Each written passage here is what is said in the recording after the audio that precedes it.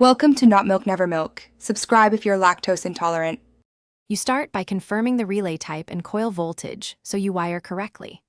Once done, isolate the circuit, lock out and tag out the source and verify 0 volts with a multimeter.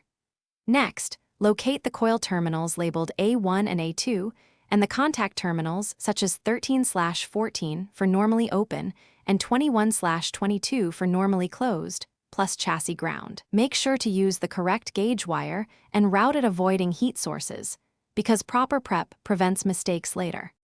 You now wire the coil. Connect A1 to the control hot and A2 to the neutral or return, ensuring polarity if the relay requires it. Then route the supply through the safety contact, from fused feed into terminal 13 and out of 14 to the load, so the relay interrupts power when tripped.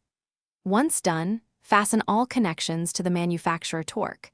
Attach the ground to the chassis. Make sure to keep signal wiring separated from high current runs to reduce interference. You complete wiring by re-energizing the circuit and activating the control to observe whether the relay pulls in and the load energizes.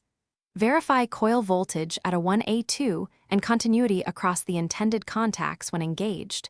Measure resistance if needed. Make sure all screws remain tightened and that the relay mounting is secure. If it fails to operate, one key troubleshooting step is to confirm correct coil voltage and clean or replace contacts, because